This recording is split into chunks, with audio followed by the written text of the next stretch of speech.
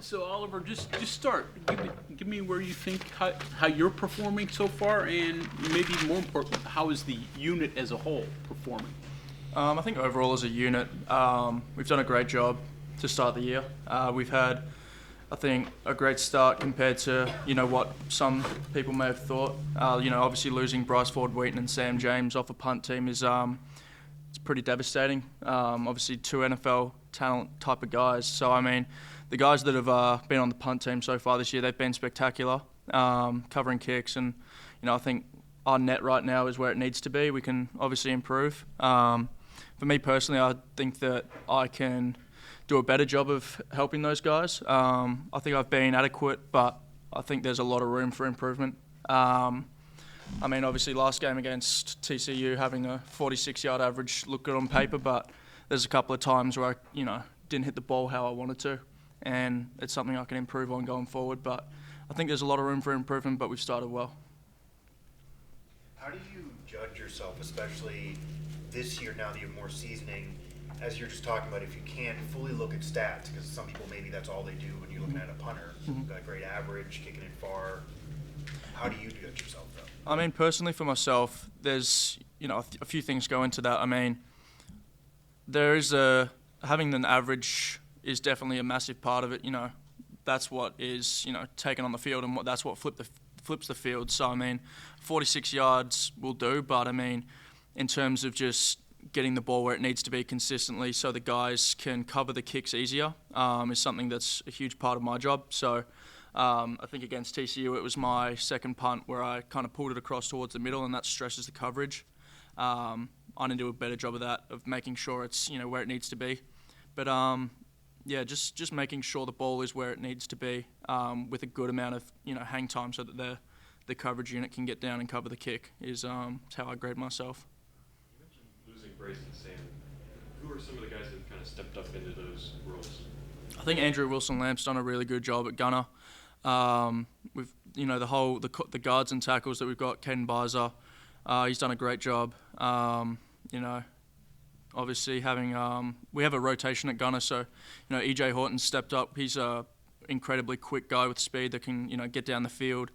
The whole punt coverage unit has done a really good job, and as of so far this year, the shield has been amazing as usual. Jalen and Nick, so I think they're doing a really good job at their role as well. So I think a lot of the guys have really stepped up and just done what they've needed to do.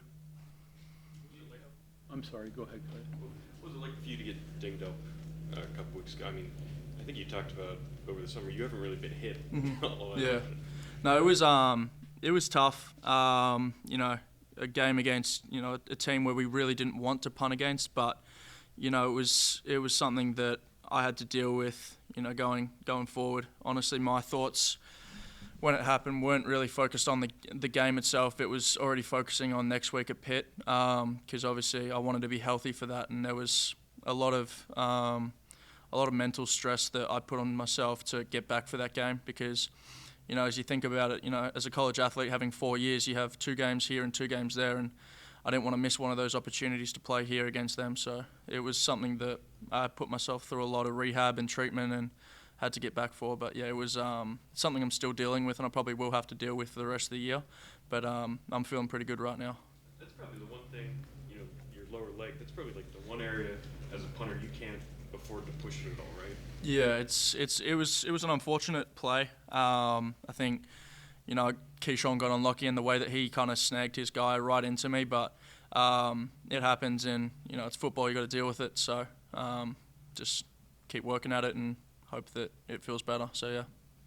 You did have a punt block earlier this year. Learning moment for you, for your shield. What did you guys learn out of that? I think it was just a good job of the Pitt punt rush team. They did a good job of reading what we were going to do. They got off the ball quickly, and they rushed the shield, and they had that guy that jumped over.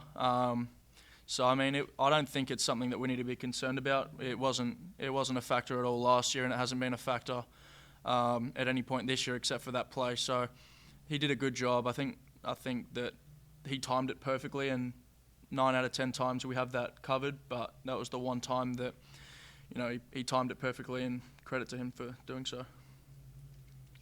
With any sort of injury before the Duquesne game? Anything I've of had that yeah. magnitude? I've had injuries before, not really on my kicking leg or foot specifically, but it's something that throughout college I haven't really had to deal with too much, and I've been able to push through things that otherwise would have kept me sidelined. So, yeah, it's the first injury that I really had to sit back and realise that I may or may not be able to play against the next opponent, and that really that was something that motivated me to put a lot of time into getting my body right, because sitting on the sidelines just wasn't really something I wanted to even think about. So, it was unfortunate, but I'm glad I got back.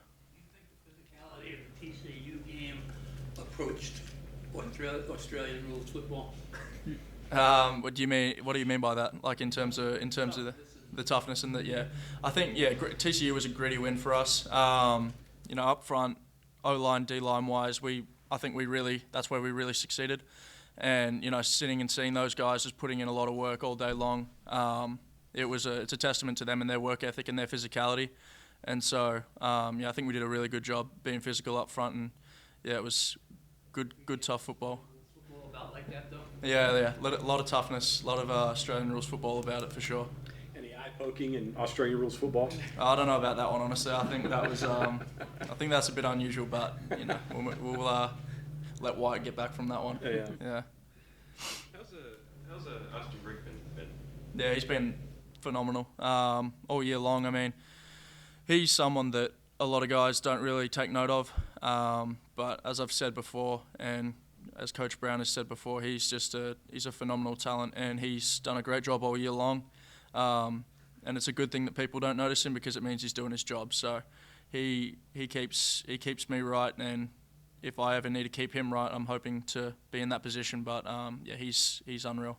Does it kind of fall to you then to tell him good job and let him know he's at least you're seeing him? Yeah, the guys in the special teams room especially know how good he is, and we all let him know how good of a job he's doing. But Coach Kearns, Coach Brown, they take note of it, and he doesn't go unnoticed for sure. Oliver, I understand that you probably have traditional calls on fake punts, but just watching when you roll out sometimes, it seems like it enters your head for a second. Wow, there's a lot of room here. I could probably run and run and run. Yeah, no. Built in, or do you ever have an urge to there's been a couple of times where I've seen holes or seen the defense not ready. I think it was last year against Kansas State or someone. We were backed up in the end zone. I took about 20 steps before I kicked the ball. And this year against TCU, obviously, I pushed the shield a little bit too far, probably. But there's definitely times where there's gaps that open up. So I mean, if I see a hole and coach will allow me to, I might run. But for sure. I mean, if I see something, I might go for it. Yeah. Is that part of the value of kind of diversifying how many ways you can kick it? Is that they're not expecting a rollout every time, and maybe they're not schemed to be on the right side? Yeah, definitely. So if teams overload one side or the other, and one side's open, I could just take it and run that way. But I think it depends on the situation a lot as well. So if we're backed up a lot, it's probably not going to be beneficial for us to get a first down and potentially just be in a similar situation. But if the opportunity presents itself in the right way in a situation, then I'll take it for sure. You're not going to give me the answer, but is it called on the sideline, or is that understood that if on a Tuesday, do you guys sit down and say, hey, if it looks like this, then go for it automatically, or does that have to be called on the sideline? I think we're working something in now where it's more up to me to make a read based off of what's coming. So the TCU game was a good example. There was a time where I probably could have taken it, but you have your typical fakes that are called off the sideline. But I think we're getting to the point where, as you said, there's been times where I've looked and seen it, but I've punted it anyway, where I potentially could have taken it. So I think we're going to try and implement a situation where I can do that, and just myself, where it may not be called from the sideline, just take it and go. I suspect they make it clear to you that if you do run, make it. That's a given. If I take it, I do have to make it for sure. What kind of athlete are you? What kind of athlete am I? I've definitely developed as an athlete since being here. I'm not, obviously, I'm not a linebacker, I'm not a wide receiver, I'm not, one of those guys, but I consider myself able to do certain things, and that's something that I have to know within myself to stay within my ability. I'm not going to do anything crazy, but yeah, I'm going to try and do my best. Could I fake a pass? Yeah, I think I could. My throwing was atrocious when I first got here, but I've thrown the ball enough now, and I think I could make a pass if need be. But yeah. Is that something you practice at all? Or? I mean, just throwing the ball back and forth, warming up, just getting the other American guys to teach me how to actually throw a football has been helpful. But It could be different than if it occurs in the game, though. oh yeah, for sure. No, it could be different, but I feel like I have enough confidence now to be able to grab the ball and spin it and hit a target, for sure. Do specialists feel isolated at times? You guys, I mean, you have a period or two where you work with the whole team, but otherwise you guys are off on the side quite a bit. So is it a I don't want to call it a problem, but is it something you guys got to have to actually get in there and become part of the team and not just your own little clique? Yeah, I mean, I think we make a good emphasis on integrating specialists as well as we can. Like throughout the weight room, like we do all the running and the exercises that the whole team does. So I think we kind of gain respect through that and building that trust that although we may just be specialists, we're doing everything that the whole team is doing. So we're putting in the same amount of work in the off season. We're doing everything that everyone else is doing. So we're no different to any other guy on the team, but we just have a different role. But we hang out with guys in the locker room, and I think that helps for sure as well, building that relationship and that trust with other guys. Cody asked you about being an athlete. You play basketball. Do you still pick up a basketball at all? Do you go out and play? I honestly haven't picked up a basketball in about a year now, so I do enjoy shooting every now and again. When we go down to Coach Brown's house, have a bit of team building and shooting around. But apart from that, not really. Don't have the time, and it's past now. So yeah. Okay, anything else for Ollie? All right. Appreciate it, guys. Thank you.